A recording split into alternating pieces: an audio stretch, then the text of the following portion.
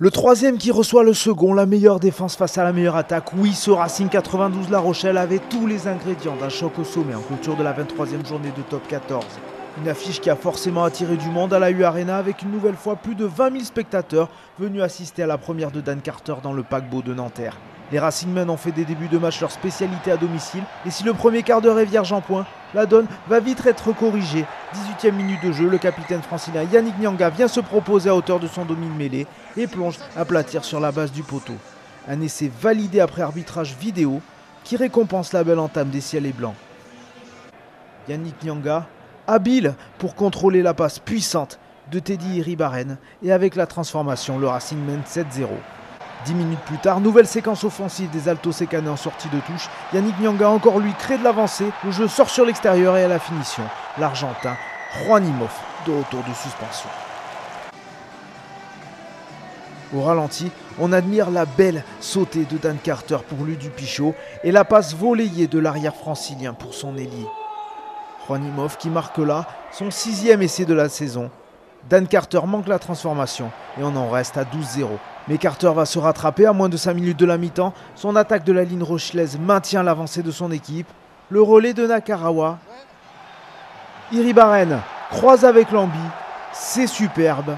Et ça fait mouche pour le 3e essai du Racing dans cette première période. Un premier acte qui frôle vraiment la perfection pour les ciels et blancs. Incroyablement solide en défense au point de ne rien laisser aux maritimes. Et offensivement, un jeu agréable et efficace. Et le score sans appel, 19-0, et un bonus offensif virtuel en poche pour les Racingmen. Fanny, vexé, les hommes de Patrice Colazo réagissent cependant au retour des vestiaires. 49e minute de jeu, Afa Amosa ramasse le ballon en sortie de mêlée et emporte avec lui Léoné Nakarawa.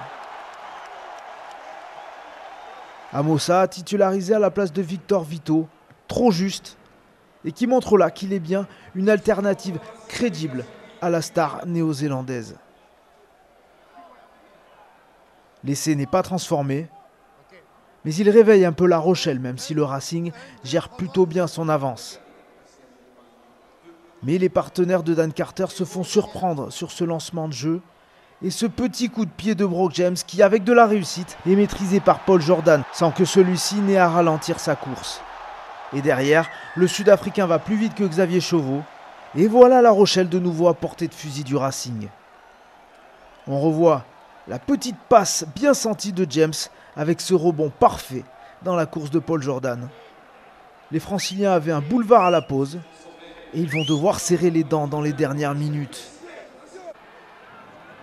Et la U Arena retient même son souffle après la sirène et cette dernière cartouche en faveur des visiteurs. Doumerou donne après contact pour Botia. Les Maritimes entrent dans les 22 mètres franciliens. La situation devient critique pour le Racing. Mais Louis Dupichot libère la U Arena en sortant du pied cette passe rasante de Brock James. On va donc en rester là. 19-12, score final. 5e victoire d'affilée en top 14 pour les Racingmen qui prennent seuls la 2e place.